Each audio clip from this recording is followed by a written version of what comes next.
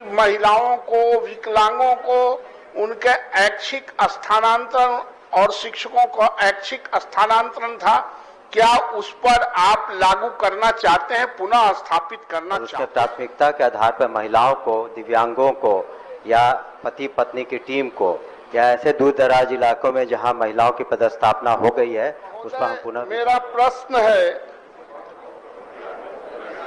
कि क्या सही है कि स्थानीय निकाय द्वारा नियोजित सभी कोटि के स्थानीय शिक्षकों को सक्षमता परीक्षा उत्तीर्ण के आधार पर विशिष्ट शिक्षक के पद पर नियुक्ति हेतु राज्य सरकार द्वारा विद्यालय में विशिष्ट शिक्षक नियमावली 2023 से सूचित की गई है? उसमें उन्होंने कहा है कि हाँ किया गया है, लेकिन 2 खंड का उत्तर नहीं आया है महोदय। क्या यह सही है कि इस हेतु प्रथम चरण का सक्षमता परीक्षा ली जा चुकी है और द्वितीय की सक्षमता परीक्षा प्रक्रियाधीन है? तीसरा खंड है महोदय, क्या सही है कि सक्षमता परीक्षा में उत्तीर्ण को रेंडमाइजेशन द्वारा पदस्थापित किए जाने का प्रावधान है, जिससे शिक्षकों के गृह जिला के साथ अन्य जिलों में भी दूर दराज के स्कूलों में पदस्थापित है? महोदय चौथा है कि क्या सही है कि पूर्व के शिक्षकों के स्वैच्छिक ऐच्छिक स्थानांतरण का प्रावधान था, जिसे महिला एवं दिव्यांगों को प्राथमिकता दी जाती थी, लेकिन सक्षमता पास शिक्षकों को इस सुविधा से वंचित किया जा रहा है और उसे सुदूर पदस्थापन किया जा रहा है? महोदय खंड घ का उत्तर में माननीय मंत्री ने कोई जवाब नहीं दिया है, जो अति महत्वपूर्ण है। मैं माननीय मंत्री से जानना चाहता हूं कि क्या आप जो पूर्व में नियमावली था कि महिलाओं को, विकलांगों को उनके ऐच्छिक स्थानांतरण और शिक्षकों का ऐच्छिक स्थानांतरण था, क्या उस पर आप लागू करना चाहते हैं, पुनः स्थापित करना चाहते हैं?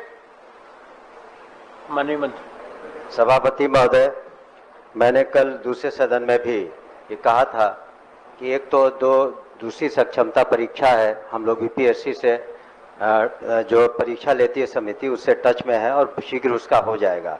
जहां तक स्थानांतरण की बात है, निश्चित रूप से हमने कहा था कि मानवता के आधार पर महिलाओं को एक कमेटी हमने गठन की है सेक्रेटरी की अध्यक्षता में, उसमें 3 और सदस्य हैं और हम समझते हैं अगस्त के प्रथम या 10 तारीख तक वो हमें प्राप्त हो जाएगा और उसमें प्राथमिकता के आधार पर महिलाओं को, दिव्यांगों को या पति पत्नी की टीम को या ऐसे दूर दराज इलाकों में जहां महिलाओं की पदस्थापना हो गई है उस पर हम पुनः विचार करेंगे और मानवता के आधार पर कोशिश करेंगे कि अधिक से अधिक इन बातों को हम समाहित कर लें अपने स्थानांतरण के जो पॉलिसी में, और ताकि बिल्कुल मन लगाकर लोग पढ़ें, न कि बहुत दूर दराज है। तो इसको हम लोग कोशिश करेंगे कि अधिक से अधिक उनके जो भी विलिंगनेस है उसको लेकर के हम लोग एडजस्ट करने की कोशिश करेंगे। ठीक महोदय ठीक तो है ही, बात सुनने में भी सुंदर लगता है। अंधेरा में रोशनी की बात कर देने से रोशनी नहीं आ जाता है, उसके लिए दीपक जलाना पड़ता है महोदय।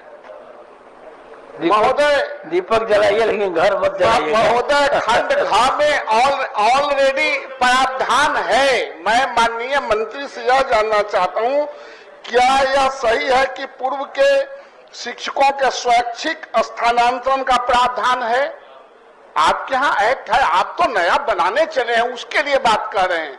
मैं कह रहा हूं जो आपके यहाँ एक्ट है और फैक्ट भी यही था, तो क्या उसके आधार पर उनकी प्राथमिकता दी जा रही है? आपने जो पोस्टिंग किया है उस एक्ट को आपने विलोपित नहीं किया और आप उस एक्ट को यूं ही छोड़ दिया। यह मैं जानना चाहता हूं कि आप जो स्थानांतरण कर रहे हैं, पदस्थापन कर रहे हैं, वो एक्ट को आपने विलोपित कर दिया। हुआ एक्ट में प्रावधान है तो उसके आधार पर क्यों नहीं आप कर रहे हैं?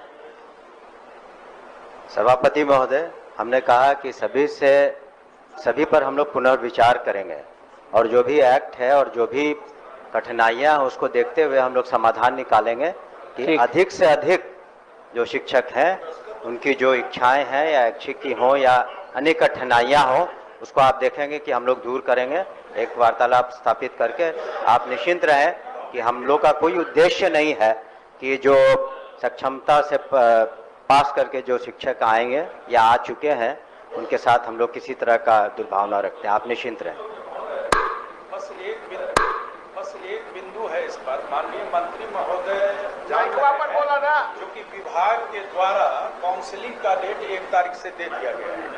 बहुत सारे ऐसे शिक्षक हैं जो जहां चाहते थे वो जिला आवंटित हो गया है, लेकिन अधिकांश शिक्षक शिक्षिकाएं ऐसे हैं जिनका जो चाह नहीं रहे थे वैसा जिला आवंटित कर दिया गया है। तो मंत्री महोदय जब काउंसलिंग करके पदस्थापन कर दिया जाएगा, फिर तो विभाग यही कहेगी अभी साल भर नहीं करेंगे, अभी 6 महीना नहीं करेंगे।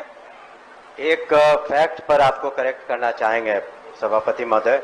अधिकांश शिक्षक जो फर्स्ट क्षमता से पास किए हैं, उनको अधिकांश को उनके इच्छा के अनुसार जिला प्राप्त हुआ है, अधिकांश उसमें से आप देख लें। लेकिन कुछ को नहीं प्राप्त हुआ और हमने कहा कि सभी का हम लोग रिव्यू करेंगे। ऐसा नहीं कि कोई हार्ड एंड फास्ट वो पत्थर की लकीर है। मैं तो बार बार कह रहा हूं कि जो भी अपना प्रतिवेदन देंगे उस पर पुनः विचार भी करेंगे। नहीं महोदय, एक जिले की भौगोलिक दूरी जो है वो 100 किलोमीटर 70 किलोमीटर है। मेरा कहना है जो कि शिक्षकों को उनके मनोनुकूल, जो माननीय सदस्य ऐच्छिक कह रहे हैं, स्वैच्छिक कह रहे हैं, दोनों एक ही शब्द है, उसके लिए विभाग पहल करे, ये मैं कह रहा हूं। अब जिले में अगर किन्हीं को जिले के अंतिम छोर पर दिया जाएगा, पहले से 15 साल से वो किसी विद्यालय में है, अब वहां से 80 किलोमीटर दूर किया जाएगा, ठीक है, हो गया। तो आपने देखा है किस तरीके से बिहार विधान परिषद में